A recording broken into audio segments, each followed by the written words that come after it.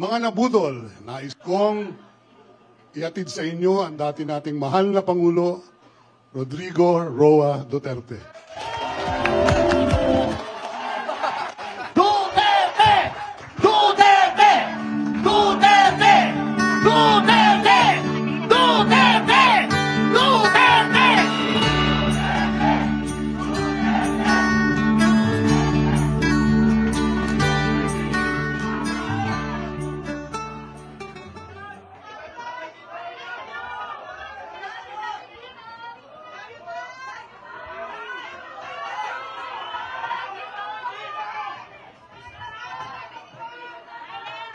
Alam mo, may sarili akong subject matters sa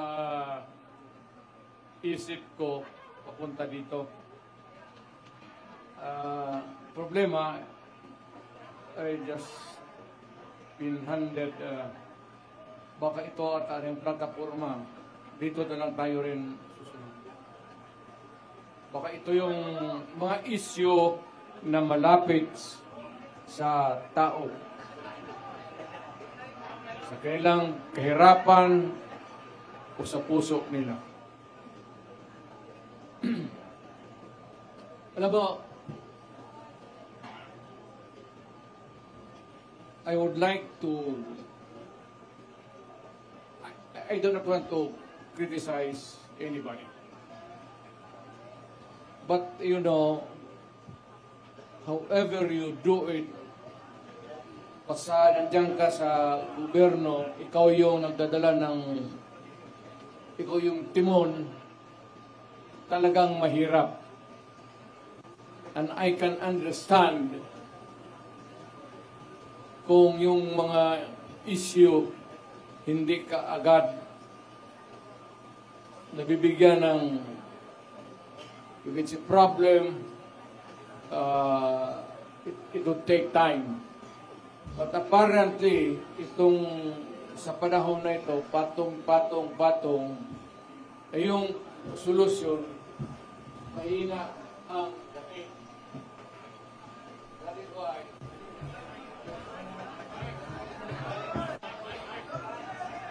Hello, excuse me.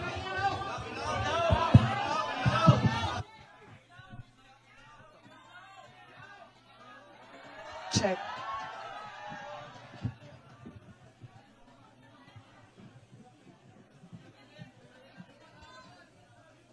well, alam natin yung issues. Hindi na natin pag-usapan dyan kasi lumalalim ang gabi. Alam ko kanina pa kayo. Basta dito, ang gusto natin plataforma na sasabihin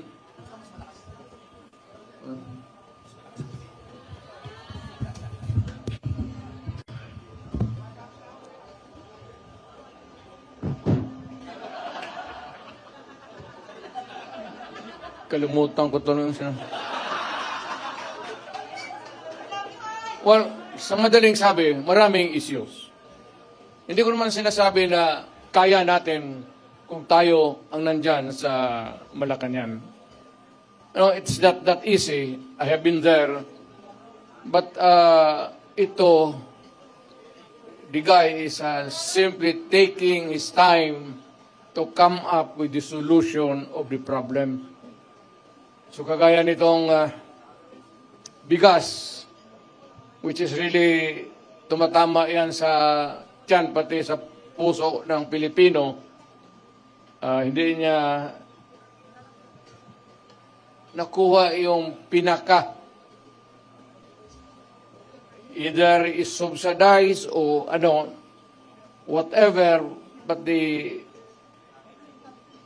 goes on up and up, and nahihirapan po ang Pilipino to cope up. Bukang hindi niya kaya na habulin yung presyo. Yan na lang sa pagkain. Huwag na yung iba. Pwede natin yung graft and corruption. Nandyan yan. Maski anong klaseng administrasyon. Pero yung immediate, urgent need to solve is really itong presyo or the price of rice. kailangan ni baka ako kung sa panahon ko, sinasabi ko, total, we are endorsing the candidacies of so many bright Filipinos dito sa atin. Baka not the magic one, but makuha nila kung paano talaga bigyan ng solusyon.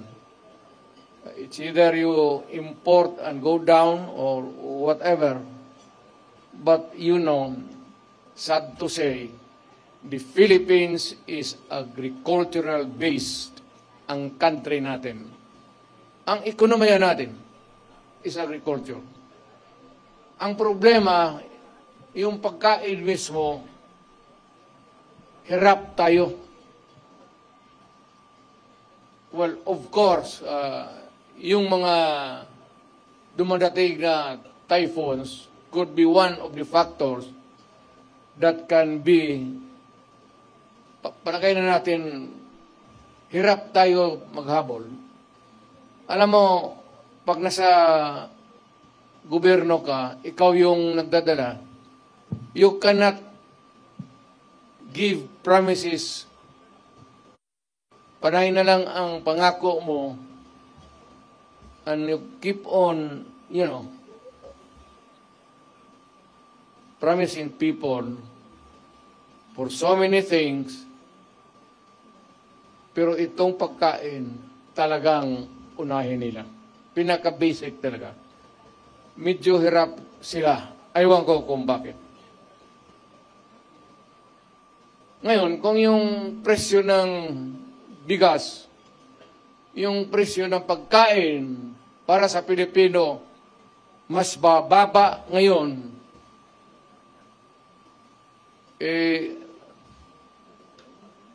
noong panahon na umupo si Presidente, kung mas mababa ang presyo ngayon ng pagkain, iboto natin yung mga kandidato niya.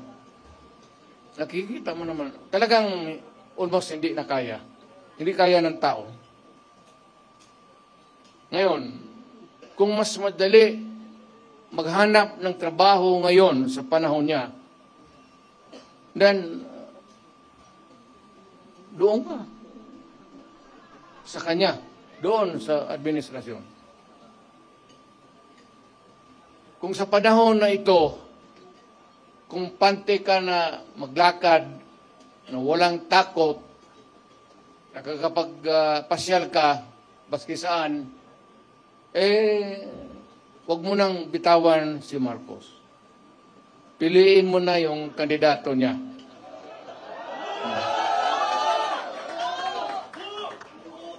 Pero pag sinasabi ko yung pag nagsasalita,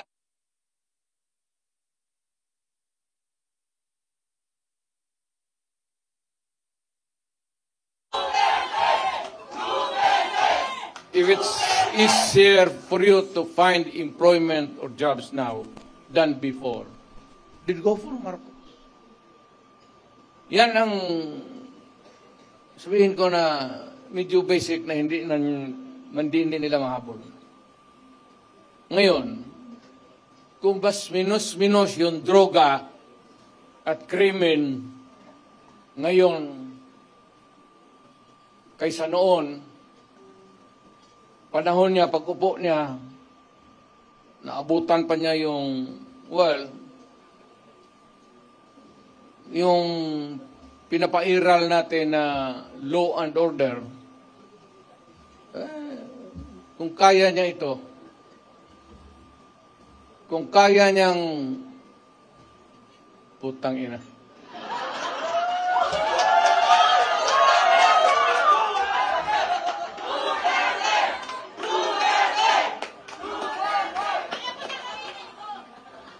Alam mo kung ako ang durugista, kung may ganoon ako, at bakit sa utak ko, bakit hindi? Total, kasama ko naman sa presidente sa hit-hitan. So, yung baski yung mga pulis, pati military, medyo, ano sila? Because of the incongruity. Hindi magkasya eh.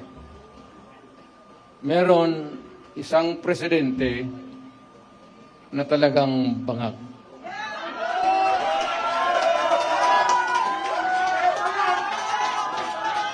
Hindi naman buang, pero yung bisyo ng droga, long term yan. Maging ulol si Marcos,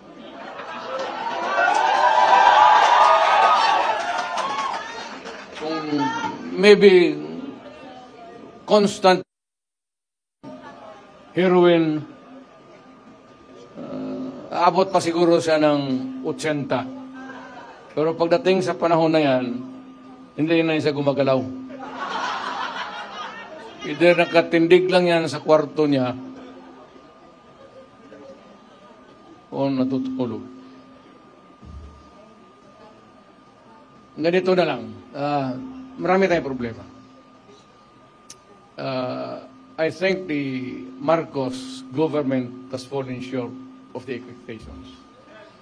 Ako, hindi ko ma-compare kasi pwede kong sabihin, mas mabuti siya ngayon kaysa aking panahon. I can even concede na ganon ang nangyari. Pero it would not be a good reason for you to solve the problem just because you're doing right. More rights than the wrong ones that the other guy had committed in the past.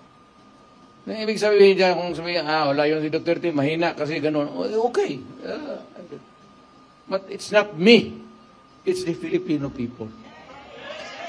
Ang tignan mo ang Pilipino, huwag kang magturo dyan sa mga kalaban mo, kagaya ko, kasi ako, hindi na ako kandidato.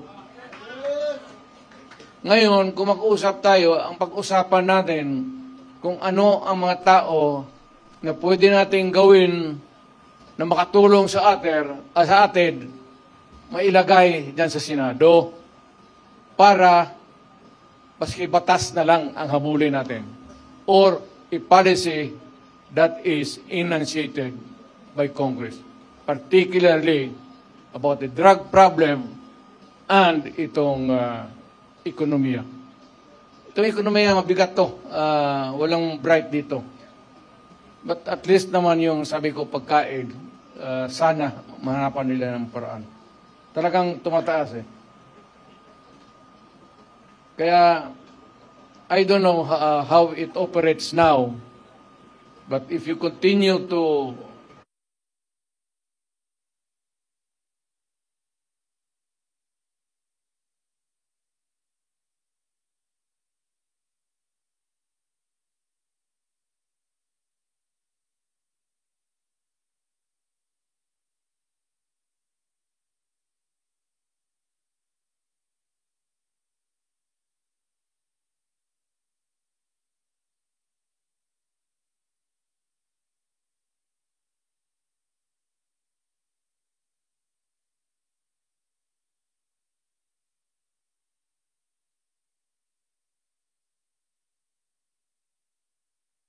yeah,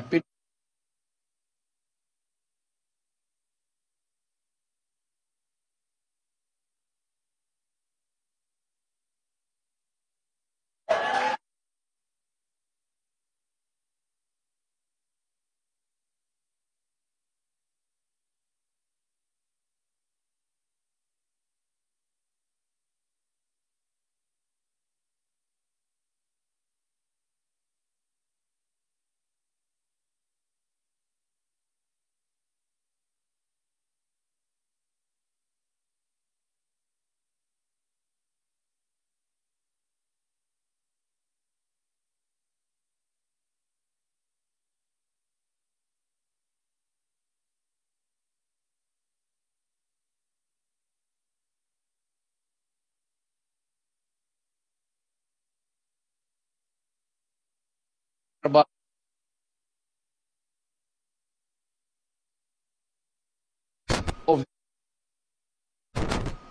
of which he was there in Malacanang. Right, he chose to make the decision. At nakita ko, as a matter of, hindi naman kailangan sabihin mo, but nakita natin, as a matter of principle, importante talaga yan. Attorney Rodriguez.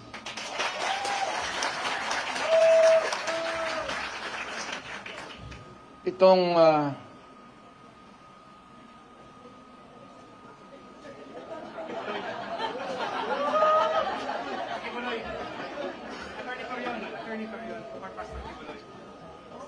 para ka kay Kibuloy?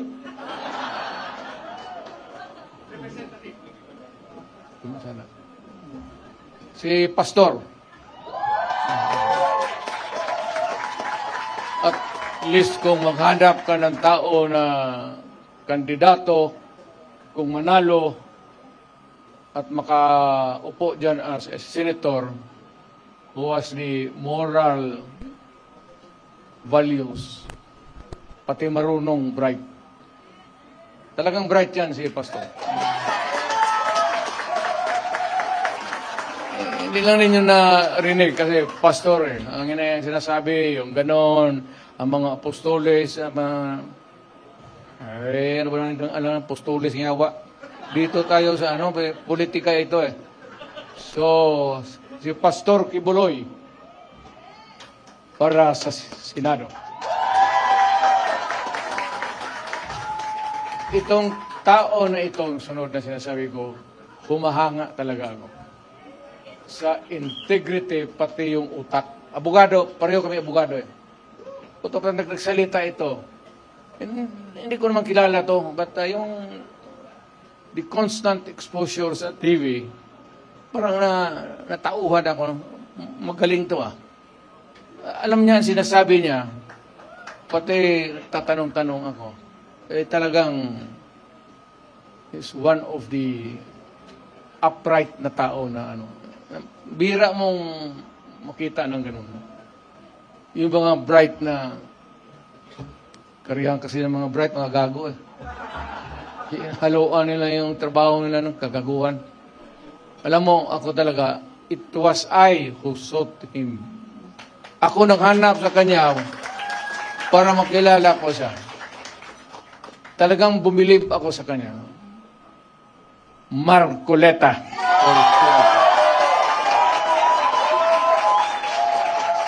Totoo yan, sir. Hindi kita alam niya, hindi niya. Nung yung lumapit ako sa kanya, sinabi ko, Sir, believe ako sa iyo. Diretso, alam niya. Alam talaga niya. So, kailangan natin sa Senado. Ngayon, marami kasi sila, ano dapat ang gawin natin? Patayin natin yung mga senador ngayon para mabakante.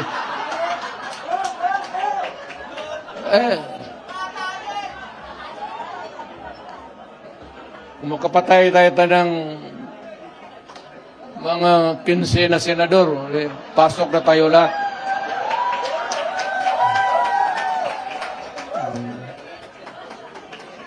Okay. Pero kawawa naman. Pero nakakainis kasi yung, hindi naman lahat. Pero, sabi nga, talking of opportunities, the only way to do it is to pasabugin na lang natin yung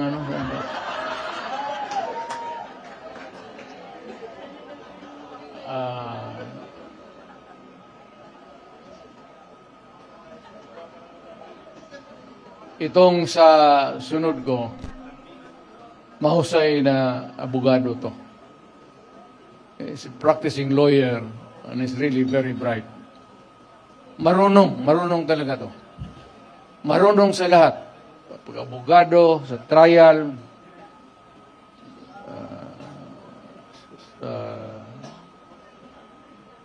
maybe sa social life niya, at siguro sa babae.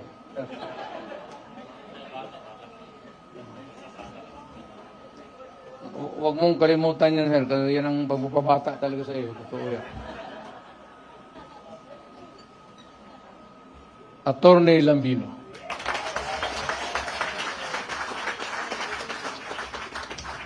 Hindi ko na kailangan.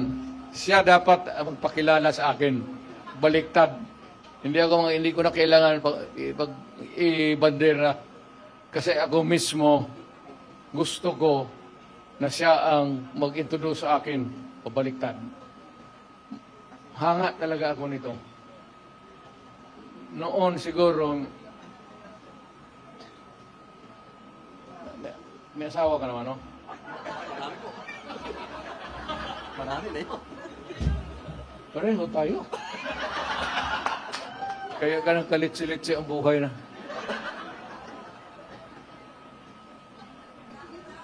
Yung akin, nandito siya. Kaharap ko. Kasi PDP siya. Nag-iisa ka na lang, no? Itong ano ba, sitwasyon sa, I'm talking about Cagayan de Oro. You know what is really very, almost,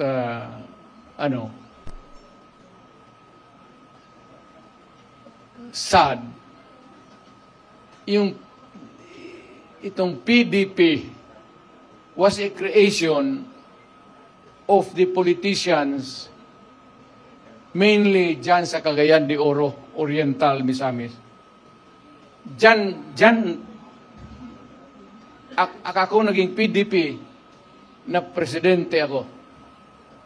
Alam mo, sa totoo lang, what is very shocking to me, really, hindi naman sa hindi ako nagpapatawa. Alam mo, walang PDP doon sa Cagayan. Mag-isa na lang. Si Councilor Balaba. Tumindi ka nga.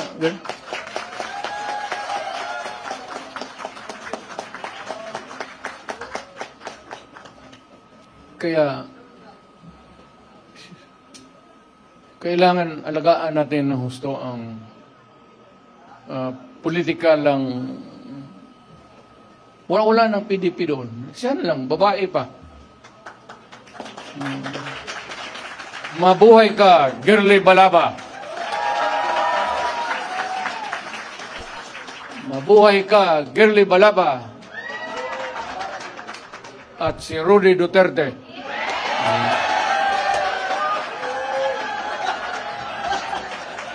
Wala mang Malaysia yan. Gusto mo, idagdag din yung mga pangalan ninyo. Sino? Girly Balaba. Sino? Kas kamay. Huwag na, tama yan. Huwag na kayong mag-ambisyon.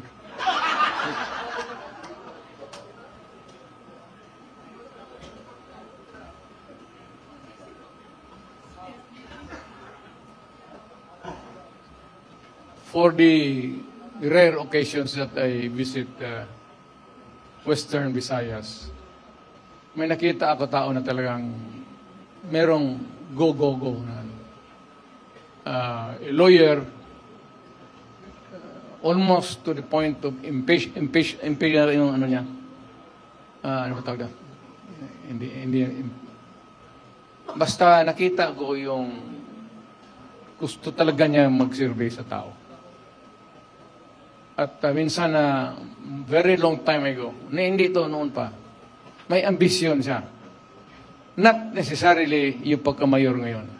But I heard him talk about politics and his keen interest na nakikita ko yung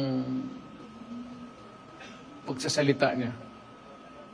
So, nung nakita kami few days before the filing, I passed by Bacolod. Nagkita kami. At nakita ko yung, I remembered his intelligence, his talent, and sabi ko, matagal na rin walang senador talaga ang Western Visayas. I would like to endorse him and for you to vote for him so that yung mga taga-Western Visayas na kapatid natin, bigyan natin. Huwag tayo magsabi Ilonggo, Ilocano. Skip the thing. It's not is not proper anymore. Kung magsabi ka, Ilonggo ako, gano'n, no, do not talk about your tribe. Just talk about who you are at Pilipino ka at anong kaya mo. At ito talaga, kaya niya maging senador. Attorney Hinlo.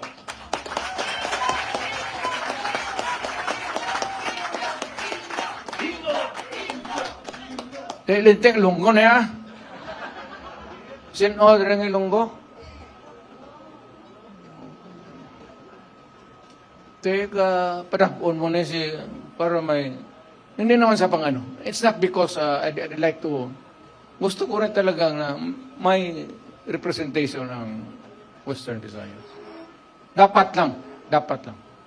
Magpapanalo tayo ng, para, alam mo, magkakapatid tayo. At yung Pilipinas, hindi mo nang sabihin na magpatakbo ka, lahat taga Davao lang. It ain't that way. Kung naging presidente ka na, gusto mo i-distribute yung position para well represented yung ating bayan. Mag-usap tayo doon, Ilonggo, Ilocano, Waray, Igorot, para lahat. So, itong sunod,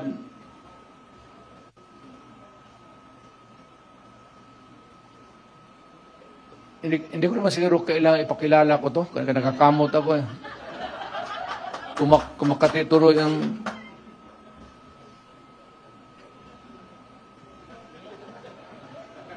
May pera ka bang? May magkain tayo maya. Ikaw ang magastos, wala pa akong hapunan. Alam mo, ang istorya nito, ang aking talagang aide was a military man. Kaibigan namin, parang common friend. Military na not so because parang maluwang na pakisama niya sa civilian. Biglang naglaro ng basketball, yung bola galing kay bato. Totoo yan. Pinasa niya doon sa kay Jimboy Alili. Teniente yun. Pagsalo ng bola, natumba, namatay. Sabi ko, nung punta ko, sabi ko, nagsalo lang ng bola, namatay? So, yes, Mayor. Puta, ang bola, putaw? Bakal? Yung bola ng ano. O bakit namatay? Kasi pagsalo, tumba. Baka talagang sinadya na milakasan ang gusto. Baka may pustahan sa ganung laro na yun. Galing kay Bato yung bola eh. Kaya pag si Bato ang kalaro ninyo, huwag ninyong saluin yung bola. Hayaan mo, tumakilid ka lang palawan. Kasi doon namatay. Hindi ako napapatawa. Yun talaga ang nangyari. Doon natumba kaya ako. Minsan yung nag-iisip ako kung patakbuhin ko ba ito si Bato o hindi.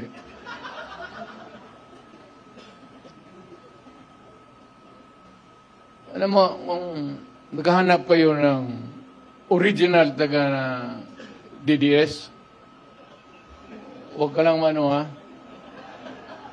Siya yan. Hindi ako. Mayor ako.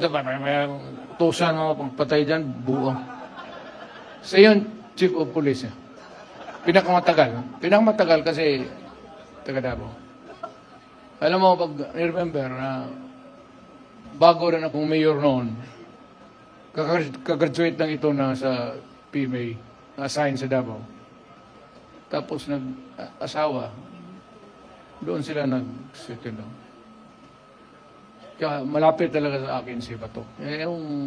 Hindi sabihin bata-bata, tao-tauhan. Kaibigan. Kaibigan na...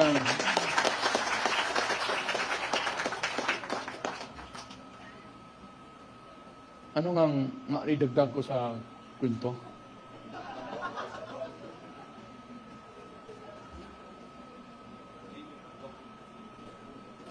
Minsan itong mga putang inang kriminal. Sabi, bato! Tapos telepono, putang ina niya, pabalik-balik yan sa... Gawin mo! Yes, sir! Minsan magsabi ko, tapusin mo na. Sir, kanina pa.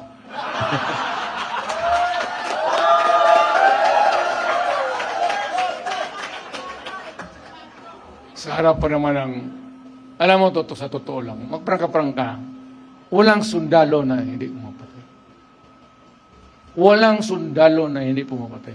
Baski na walang uto sa kanila, if you are assigned in a certain place, tapos guluhin mo, paputokin mo yung granada, yung performance nila, apektado.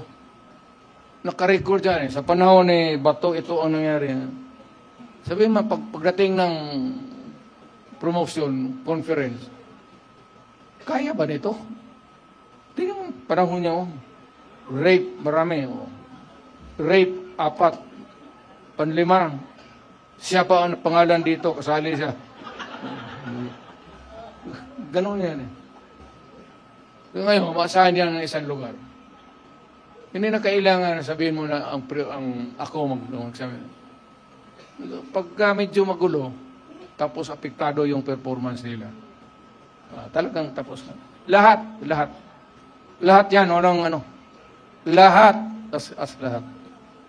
Baka mag-ano kayo. Pero yung extra judicial killing, wala man tayong extra. Killing lang. Ayun, kung sino nag-invento niyang putang yan. Bakit maging extra yan? Ano yan? Kuta? Lahat sundalo. And, nandito na ba lahat? Nandito na lahat? Kompleto na kayo? Okay.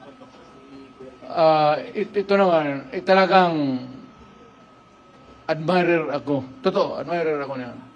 Maka-Duterte ito eh. Talagang maka-Duterte ito. Yung nakikita kami minsan, kumukuha siya ng law, ini-encourage ko. Sabi ko, tignan mo lang kung ano, medyo matrabaho lang sa oras. Pero kaya mo. Ako sabi ko rin na balang araw makukuha mo. Abogado talaga. Saludo ako. Jimmy Bundok. Talagang pwede na maging senador. Ito yung may taong may social conscience. Na yung artist siya, wala yan. Kausapin mo yung tao yung tapos na yung trabaho niya mag-acting. Gaya nito na Philip. Kausapin mo nung wala na sa trabaho. Hindi yan madrama. Prangka ito kung kilala niyo ito prangka na tao yan. Diretso-diretso. Yan nagustuhan ko. So, ganito na lang. Para marami ang tao natin, every meeting, baka sa lawag, kailangan magpunta na tayo lahat sa lawag. Karaban tayo. Baka sa sunod sa Bicol, at least para sigurado talaga na mayroong, hindi natin alam kung ano ang diskarte ng mga tao doon eh. Baka kukunti lang, kung pupunta tayo lahat, punta tayo ng Bicol. Ngayon sa Davao, Buanga. Punta tayo doon sa ticket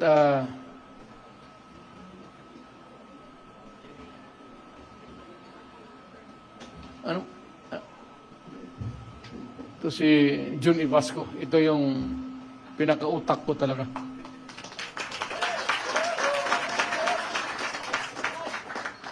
May pera tayo. Alam ko, wala tayo talagang pera. Last minute, ambag-ambag lang kami. Ano ba sa Tagalog yan? Contribute ako yan. Si Robin. Pero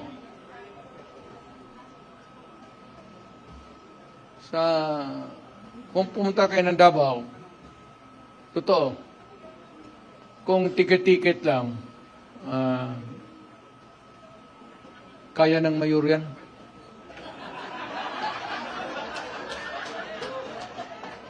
Ipasa mo lang doon sa mga negosyante. Doon sa mga Chinese community na may mara. Kaya ito. Pero wag kayong yung isang flight na puro Duterte talaga.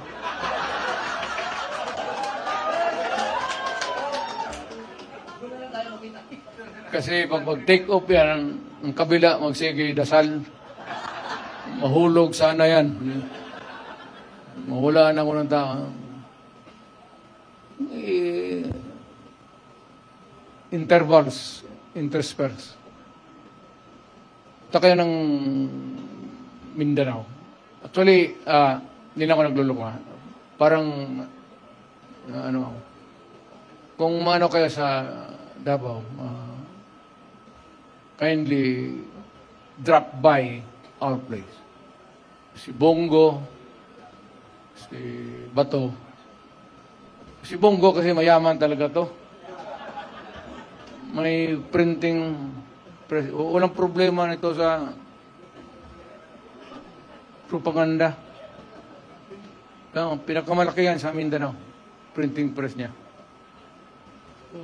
Kung sabihin mo lang na kalahati nito, kaya niya. Kaya niya. Sagutin mo na, Bong. Huwag kang mahiya. But seriously now, magabi na. I'd like to remind again everybody that, the democracy was really conceived by our forefathers to be one that is really working. Kaya nga may demokrasya because there is a periodic election. The president, you are served there for about 6 years, in Aliska, another one. And for the mayor and the rest of the officials of government. Talagang elected. Mabuti yan eh. So it is intended, ang mahirap kasi, may mga politiko na medyo may mentality na mga gangster, yung papasok. Wag ninyong yan.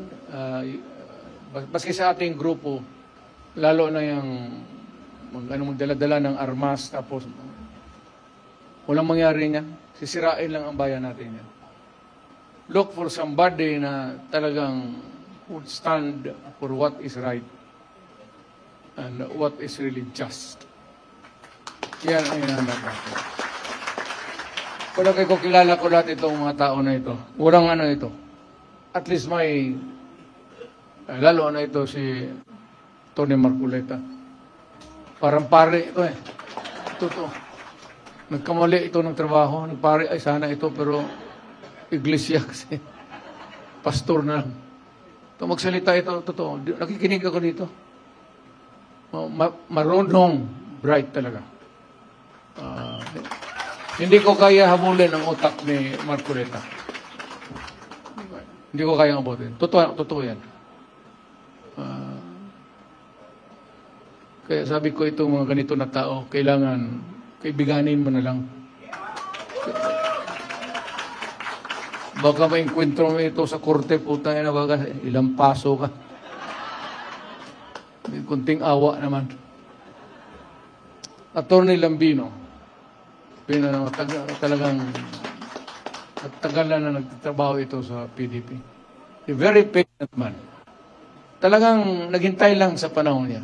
Actually, he has been there for so long a time helping PDP, helping the candidates, asking nothing in return. But he has been there. Kagaya ni Jun Ibasco. Yan si Jun Ibasco, yan ang noon pa, noong na mayor pa ako, siya na yun, hanggang naging presidente ako. Alam mo kung bakit si Jun Ibasco? Jun, isabi na natin ang totoo. Dumating na ang panahon. Okay? Ako isang prosecutor. I was a prosecutor. Yun ang trabaho ko eh. One day, itong sila Colonel Stares, yung mga Philippine Constabulary, parang nagpa-plenum ito sila sa North Cotabato. Ginapang ng mga sundalo, nahuli sila. So ako yung fiscal ina-assign pagka ganun. Takot ang ano, takot yung, hindi nila ako magyabang, takot yung mga fiscal mag-handle ng rebellion, pati yung mga krimen na, ano. So pinapasa sa akin sa chief. So ako nag-iimbestiga. Sabi ng ano na may nahuli daw marami. May madre pa ata. Natsambahan. Mga ano, mabigat na ano sa Mindanao. Yung mga komunista. Nahuli yan sila. Nung pumunta ako sa kampo, sa pulis, tinuturo yan siya. Yan sila. No? Nakaupo lang. Sabi ng mga gago, Mayor, ngayong gabi, huwag mo na lang ilista-lista dyan yung investigation. Bihin na lang na walang nangyari sa operasyon namin. Kasi papatayin namin ito. Dalawang pare yun, Father Tison, pati Father Iban. NPA talaga yan sila. NPA talaga. Huwag na tayong magdrama. So, gustong ganun na ng, sabi ko, putang gago, pare yan. Kung ano yan, damay pa ako. Imbestiga ka ng, ano, imbestigahin mo yung totoo lang. So, detain siya. At yung one day, nalaala pa ninyo yun, inutos ni Cory Aquino, release all political prisoners. Talagang pinawalaan lahat. Lahat ng komunista, pinalabas sa kulungan. Si John, isa. Wala sila mapunta bago. Sabi ko sa opisina ka na lang dito sa akin. Pare, alam mo yung pare, mahusay sa organisasyon. Kasi hinawakan tao eh. Paano mag-organize, paano mag-ganon. Pag yan yung mga pare na mag-ano, talagang kung sponsored ng mga pare yan, matindi yan. Kasi sanay sila sa organisasyon eh. So, kinuha ko siya. From then on, mayor, congressman, tapos presidente. 30 years ago. Ganon ba yun? 25, 30 years. Kala, from my NPA, nung dumating ako, naging presidente ako, tigas na masyado doon sa Malacanang. Yan ang tigas dyan sa... Yung mga military naman, sabi ko, intindihin ninyo. Inirelease eh. Wala tayong magawa. Wala mapuntahan yung mga tao. Kaya yung mga asawa ng De Vera, lahat ng mga babae, binigay sa akin ng military. Yan, totoo. Ito na yun ang totoo. Patayan sila. Yung mga babae, dinala ko sa bahay ko. Bahay ng nanay ko. Doon ko pinatira kasi wala akong ano yung mga asawa ng komunista. Hanggang ngayong kaibigan kami. Kaya ko noong sabi nila na yan si Duterte, komunista yan. Ang totoo niyan talaga, baski hindi pa sila nahuli, ako pumapasok na sa bukid. Noon sa dulo, nagsasalita, nag-i-istorya na kami ng NPA. Istorya lang. Kaya every time magbaba ako, mga military intelligence, sabi nga si Duterte, ang issue sa akin, yang si Duterte, huwag kayong magboto dyan kasi komunista. Sinabi ko doon sa mga taga Davao, kung maniwala kayo, ito yung istorya ko. Ngayon, ayaw ninyo maniwala. Wag. Sinabi ko sa ang totoo. So si John, tangan-tangan ko yan hanggang ngayon. Mahusay sa organization. Kaya kung saan-saan ako papunta, bit-bit ko yan kasi wala kang problema dyan. Ano ba yan yung pare marunong mga Katoliko? Ito ha, organize tayo, mga ito, ganon-ganon. Mahusay yan sila magdala. Kaya medyo lamang tayo ng konti dyan sa habulan ng isip. So, ganito, siya yung utak talaga. Siya yung ano sa akin. Wala naman, sanay na kami. Siya na yung spacing sa kampanya. Pero hindi ako maka-attend sa lahat ng rallies. At only yung medyo mabibigat, Cebu, medyo lawag siguro.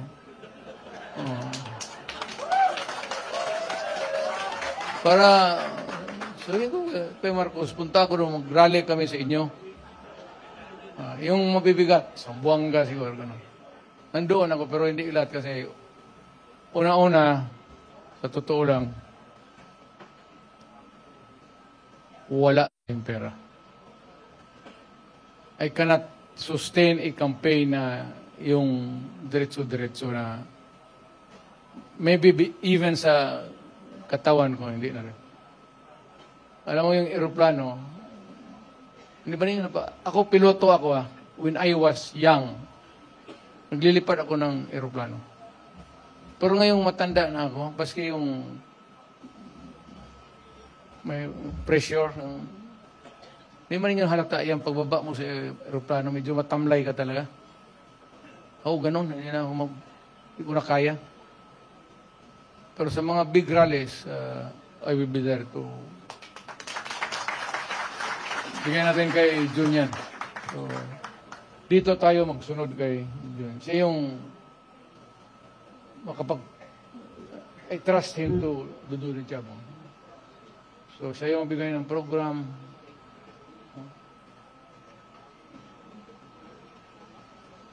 Sign language yan.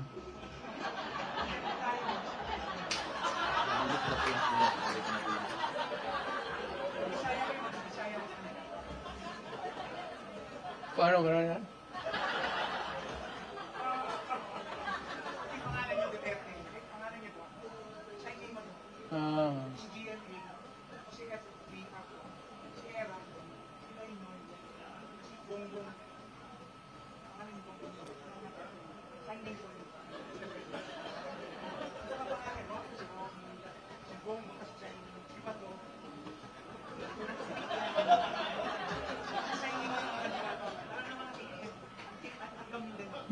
Magkita tayo bukas. Kasi mag-aral ako para gano'n na lang.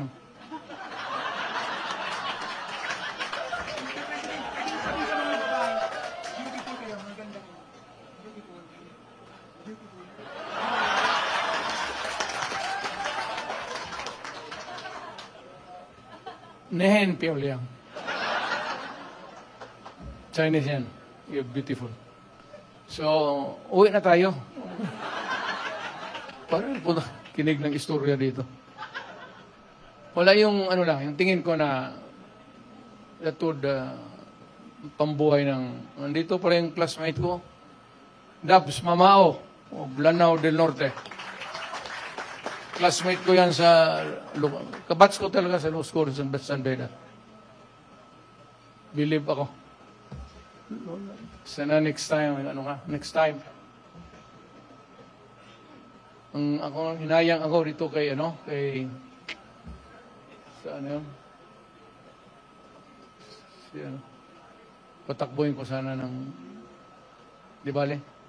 Pero sa tingin ko lang ha, pag itong yung napipika yung Pilipino, I don't know if it has gone to another level. Pero yung Pilipino napipika na sa administration. Alam mo, there was a time na about so many elections ago, bata pa ako. Lahat, clean slate, panalo. Panalo talaga lahat. Wala man kayo kalaban, no? Sino man sila? Hindi ko man narinig. Sino ang kalaban niyo?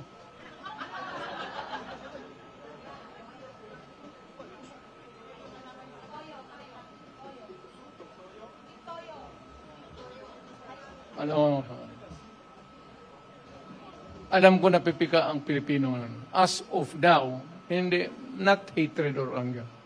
Pero I could sense, nandiyan ako sa napipika na ang tao. Kaya yung sentimento ng tao, papasok yan sa utak nila habang nagbuboto, patay. Haros na lahat, clean slate. Partido ng Pilipino. Totoo yan. Yung ng tao ngayon, ang tao, hindi naman sa galit. I don't know if it's, I would not want to raise it to the level of anger or hate. But ako, sigurado ako, na ang Pilipino napipika na. Either failed promises or whatever. Kaya pagdating kung nasa isip pa yan ng Pilipino, malas na. Wala, swerte natin. Boss, panalo kayo lahat. Pati si Atty. Torrio na hindi kandidato.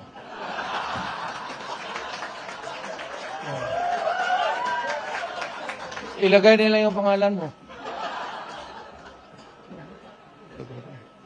Torrion is a very good lawyer. Number 1. Kita mo si pastor nakakulong pa ngayon.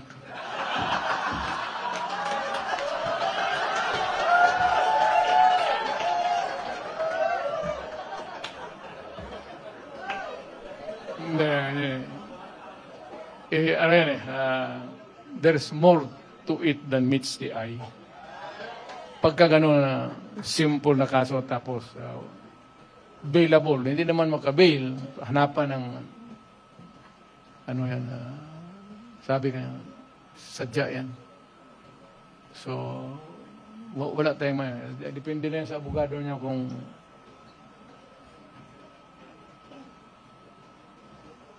nakakabisita ba, magbisita ako, magbisita ako kay Pastor. So, okay, yun na.